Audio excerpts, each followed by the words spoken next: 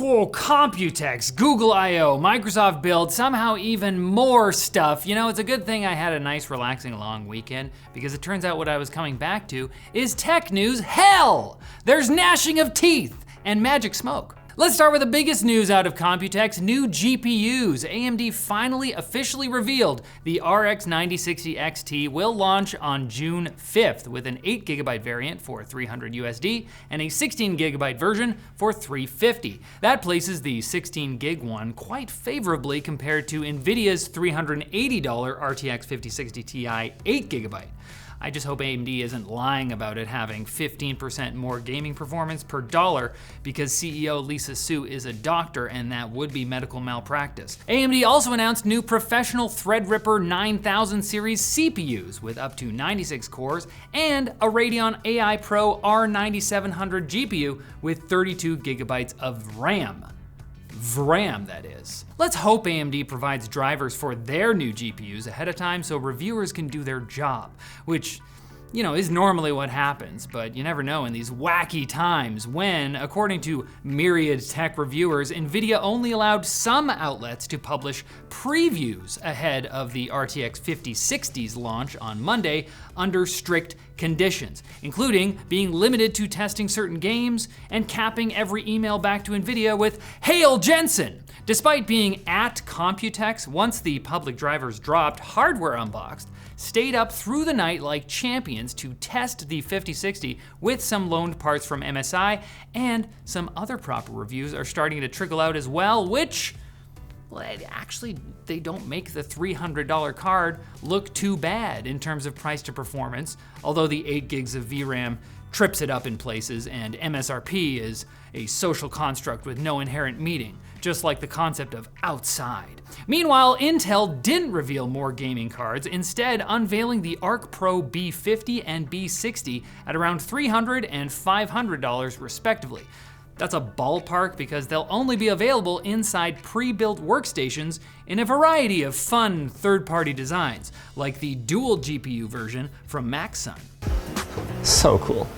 What's even cooler though is Intel's name for their new multi-GPU feature, Project Battle Matrix. Just yeah. It'll allow up to 8 Arc Pro GPUs to link together to make up to 192GB of pooled VRAM available for AI workloads.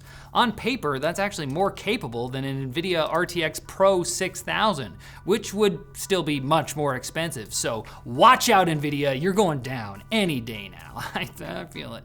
Now it's Google's turn on the mic, which is an appropriate thing to say, because at their I/O conference, the tech giant showed off another existential crisis generator. I mean AI video generator. Their newest model, VO3, can generate photorealistic video and sound effects and lip-synced spoken dialogue from a single prompt. I am an idiot sandwich. I'm not sure I can go on. I am also not sure I can go on, but at least it's all marked right in the metadata with Google's Synth ID. Now that might make it easier to identify non-consensual intimate images, including deepfakes, which were just made illegal with the passing of the Take It Down Act, a seemingly well-intentioned law that privacy groups are concerned could be used for censorship.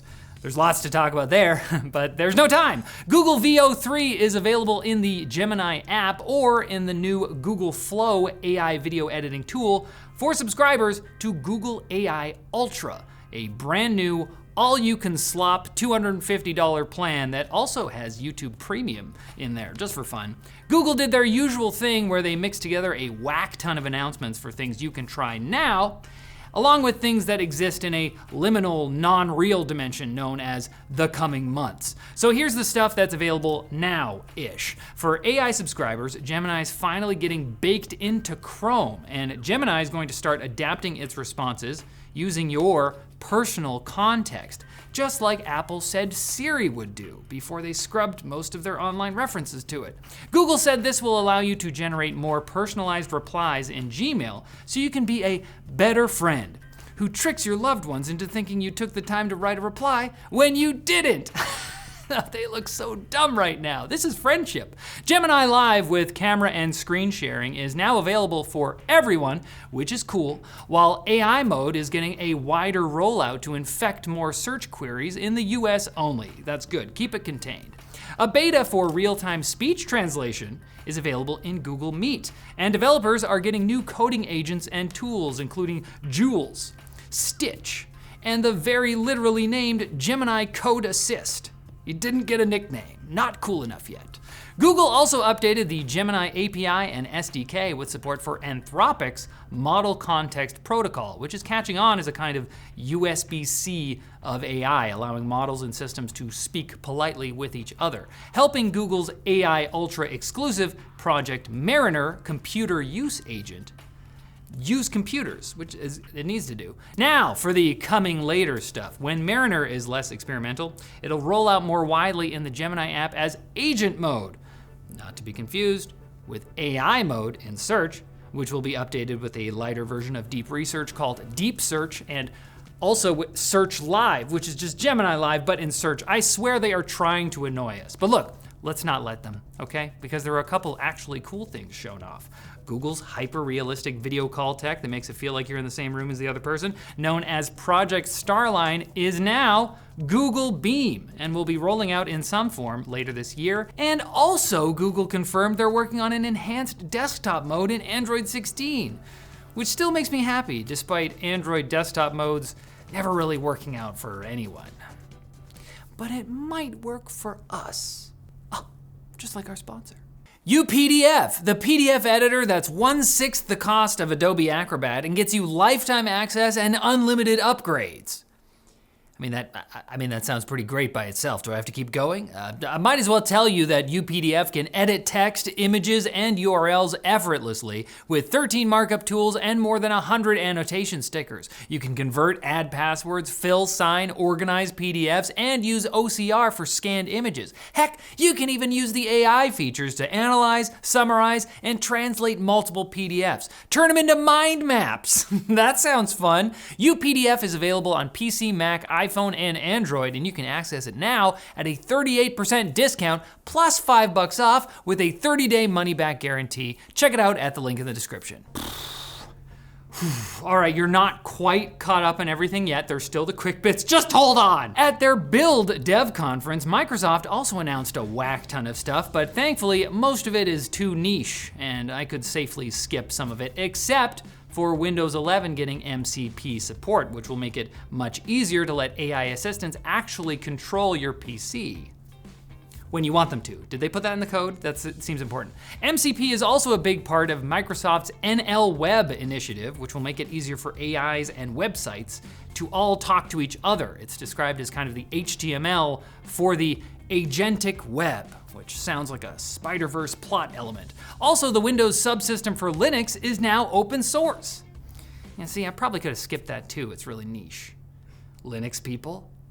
Yes, it is. I can't believe this story is way down here, but Fortnite is back on the iOS App Store in the US with support for external payment options with no Apple fees. This is crazy. 5 years after intentionally getting kicked off the App Store and suing Apple over it, Epic Games actually won, for now.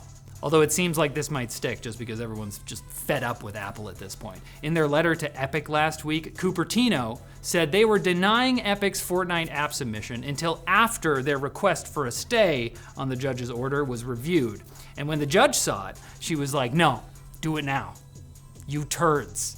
If you're curious about the history of all of this, I made a big old tech longer video somewhere about 3 years ago, I'm just saying. We've seen laptop tablet things with one big foldable display before, but Huawei's looks real fancy. The Matebook Fold Ultimate Design is a 13-inch foldable tablet that, when unfolded, is just 7.3 millimeters thick, thinner than an iPhone 16. It runs Huawei's Harmony OS and is only available in China for the equivalent of $3,300, but I just like knowing it's out there. And Noctua has teamed up with Pulsar to build a version of the second company's Feynman F01 with a built-in Noctua fan. It's a mouse, by the way. I probably should have said that. It's not the first mouse with a fan. The Marsback Zephyr Pro has been around for a few years, cooling the sweaty hands of many a thankful gamer, but it is the first one with a fan the color of old hospital walls. I mean, how could you say no? And how could you say no to coming back for more tech news on Friday? Was that too rude to Noctua? I don't, there's a ton of Computex stuff, at least, that we didn't cover today, so don't go online for a couple days and then come watch my show. It's a reasonable request.